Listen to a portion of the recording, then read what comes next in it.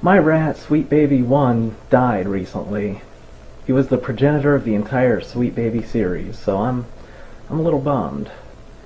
Despite this, I'm going to do a little anger management class with one of those pesky dames. When has being nice about something ever won struggles? What am I, a goddamn historian? How the fuck should I know? Fuck you. I'm sorry. I'm still a little emotional over my loss. Well, in interpersonal communications class, we learned that being angry when delivering a message tends to put your audience on the defensive and less receptive to that message. So, I guess the question would be, what kind of struggle are you engaged in? If it's a physical struggle to the death, then being nice is definitely contraindicated for that. But if it's one of these spreading messages verbally kind of thing, then yeah, being nice is probably something you should do if you want people to be receptive to your message. Interpersonal communication. The suffragettes didn't get their votes because they asked politely. The black civil rights movement didn't have their successes in America because they were sweet and kind. People fucking fought. Right? I'm so sick of people telling me that we have to be nice as feminists. I'm so sick of people telling me that I need to be less of an asshole. Of course, on reflection, they might be telling me that so often because I'm an asshole. That we have to go out of our way to tell us how much men mean to us and how they're such wonderful, wonderful allies. Like, that we have to be less angry in case we alienate people. Like, I'm fucking angry. I'm with you, sister. If I went into Great Clips and they fucked my shit up like that, I would be pissed. Right? And I have a right to be angry. There is so much for me to be angry about. There's plenty of stuff for me to be angry about. You don't see me gassing on about it the entire livelong day. But now that you've given me the opportunity, I think I will. Just the other day, I went into Walmart, and I go through the self-checkouts because I hate people and dealing with them. That's a little fact about me. Now, I get to the self-checkout, and as usual, the person in front of me has no fucking clue how to use the self-checkout, and it's like, do I just have bad luck that I always end up behind the person who's using it for the first time, or is every motherfucker on this planet a complete retard? I can zip through that thing in like 35 seconds, even when I have 20 items, get it done, get out the door. It is a travesty how long it takes people. But anyway, this woman, after like painfully slowly getting all of her items through there, she starts writing a goddamn check, the one form of tender that this motherfucking machine won't take. And I'm like, oh my god, my blood pressure. I am not going to survive the day. I'm glad I got that off my chest. There is so much pain and injustice and bullshit that I and others face on a day-to-day that I just couldn't possibly not be angry. So, much like a child, you're a complete slave to your emotions. Oh shit, I just said slave to a black girl. But still, like a child, you are unable to control your emotions. That's better.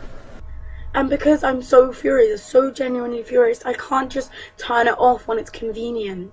Well, I have some bad news. If you want to be an adult in a little thing we call civilization, you're going to have to learn how to control your emotions. Now, I don't know if you should meditate. I think you should probably take some Prozac or beta blockers or some shit. But if you want to function as an adult in civilization, you do have to control your emotions. If nothing else, it's not very bright to just walk around with your emotions going crazy all unchecked, because it makes you predictable and it makes you easy to manipulate. Might be why you're involved with feminism, who knows? Like, even if it was possible, I would refuse to. Why should I? Why should I play nicely so that I don't offend some liberal wanker who's making it all about them? Well, here's the thing. We all have feelings about things, but if we want to have a productive, rational discussion about issues and potential courses of action, we have to set those feelings aside and discuss things logically and factually. So when you say, fuck all that shit, my feelings is feely, well, you're kind of making it all about you. Like, if you're going to be offended or upset or scared off by my anger, then clearly you're not the kind of ally that I want or need. I need someone who is angry with me, who's furious and fighting.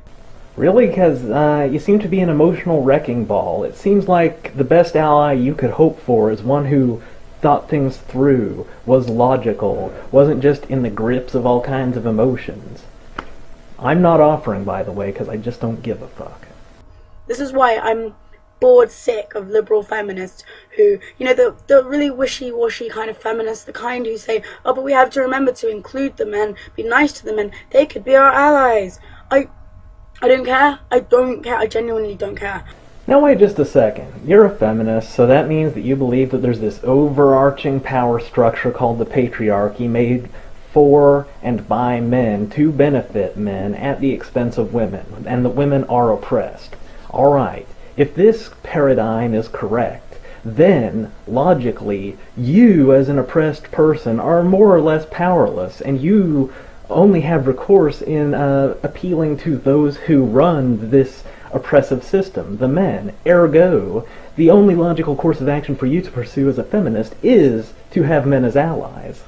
Not that I agree with any of that shit, I'm just saying.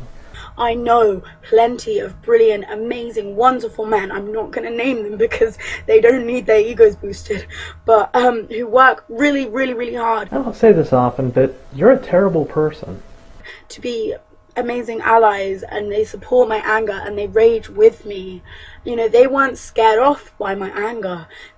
My fighting spirit, they weren't. They joined in, right? These are the men that we need, and they don't ask for fucking cookies. They don't ask to be patted on the head and said, well done, you're such amazing allies. They don't need that. Again, you are a terrible fucking person. When I have some submissive bitches doing my bidding, I, at the very least, give them some cookies and pats on the head. I mean, that's just common pimpmanship. What the fuck is wrong with you? Why should they have that? And, these are the men we need, right? Yes, men that will go along with whatever crazy bullshit you're spouting and not ask for a thing in return. They sound kinda like total fucking losers to me, but hey, matter of perspective, right?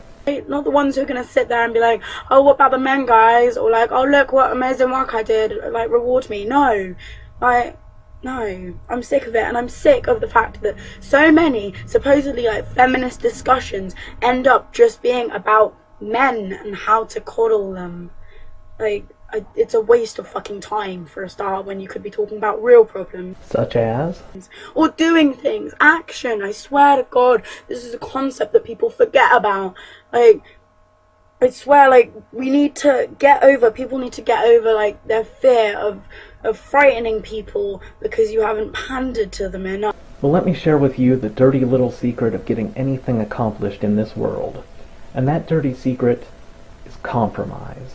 Now, in your case, it wouldn't be that hard to compromise a couple things and get your message across a lot better. For instance, you could not appear to be so filled with crazy and angry that it is exploding out of the top of your head and fucking up your hair in the process. And then, people might actually listen to you instead of just roll their eyes and back away like you're a bag lady talking about her cats. And get out there and fucking do things. Feminism isn't tea and fucking cake or arts and fucking crafts. Okay, maybe I'm being a little bit harsh. Yeah, maybe I'm being a bit harsh. The thing is, we're socialized as women to be quiet and polite and nice and meek. We're taught not to rub people up the wrong way, not to be confrontational. And it is scary to be confrontational. Alright, I am going to need the names of the people who socialized you to do these things, because they are going to get a stern talking to about the quality of their work. I know that, this is something that we've been taught is rude and horrible and nasty. But, we need to do it. And, it's time that we stopped talking about who we need to pat on the head next. Well, there's a little bit more of this video, but I'm growing bored. One last word of advice. You shouldn't pat people on the heads or cuddle them or blah blah blah blah blah. But, word of advice, quit focusing on your own emotions like you're a fucking infant. Just my little bit of advice. Have a nice day, Angry Dame.